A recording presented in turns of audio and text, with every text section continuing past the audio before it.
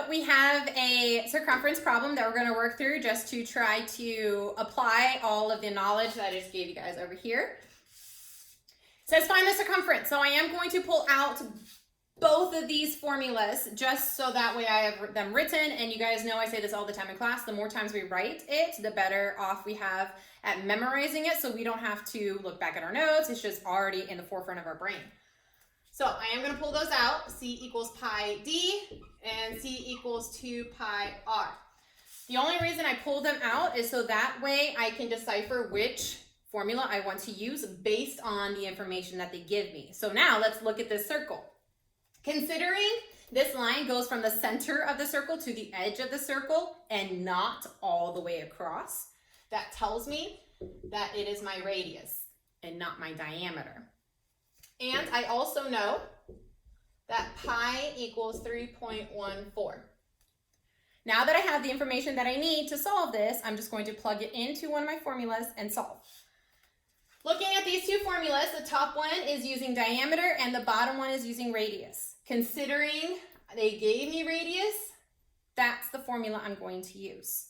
So I'm going to write C equals 2, and I'm not writing pi, I'm writing 3.14. And I'm not writing r, I'm writing 3. And now I'm going to work it out. I'm just going to try to do some of this in my head mentally. I know what 2 times 3 is. So I now know that it's going to be 6 times 3.14.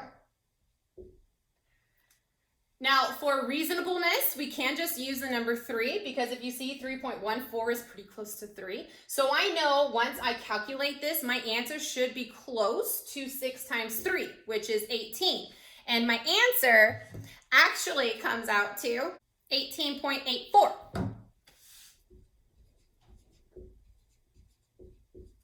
Considering this is talking about circumference and not area, my units on here would not be squared. It would just be units. I'm writing U because no units are labeled, and I just need to know that this is the circumference of the circle. Okay, now let's try to practice with a word problem.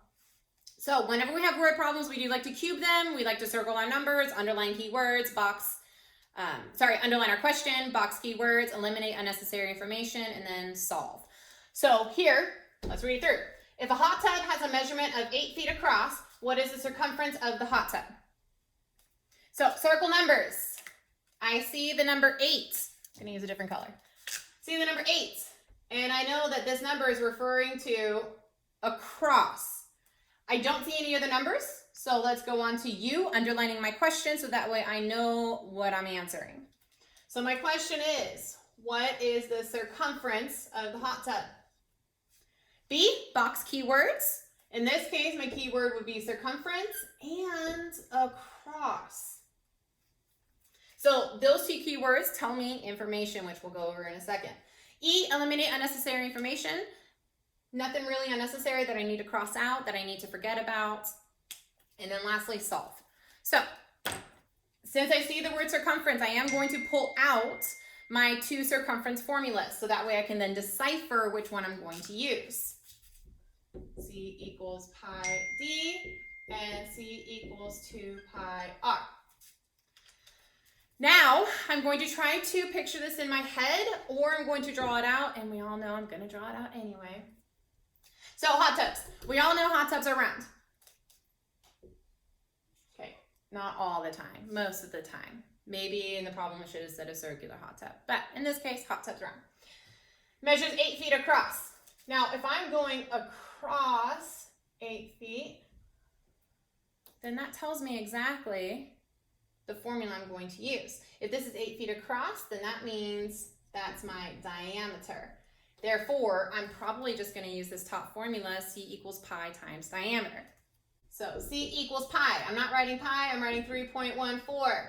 Diameter equals 8.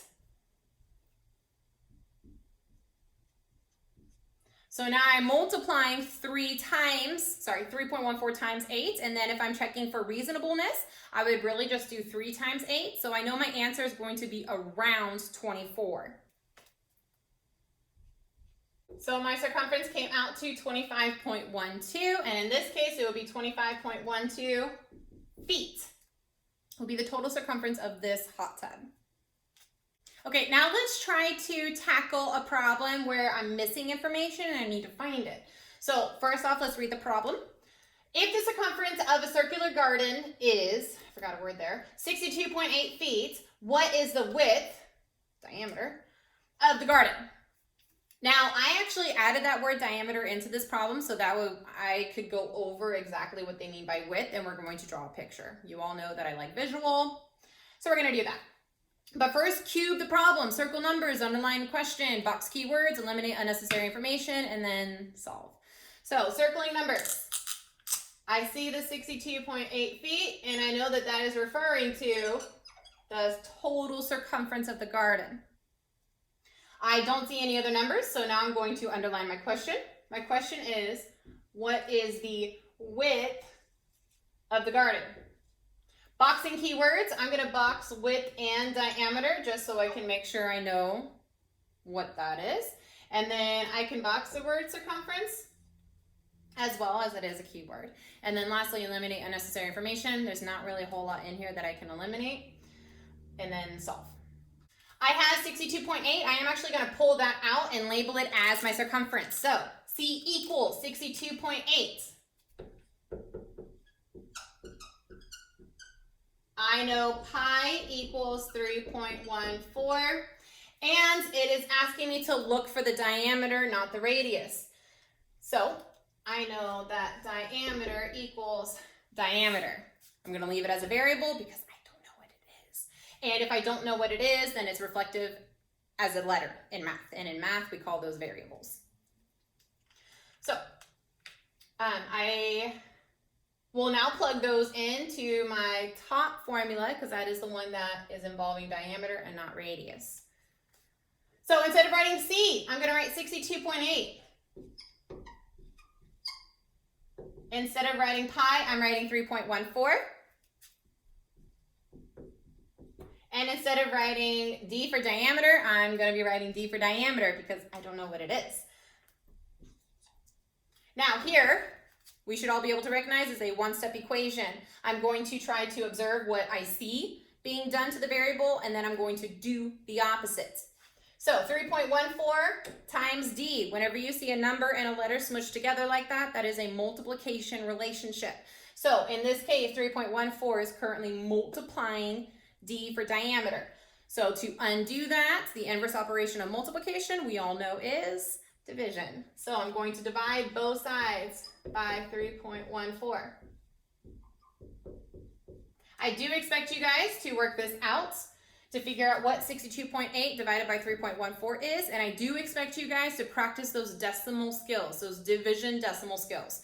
Moving the decimal over one time in the divisor, moving it over one time in the dividend, and then bringing it up into the quotient. So after you divide that out, you should get diameter equals 20.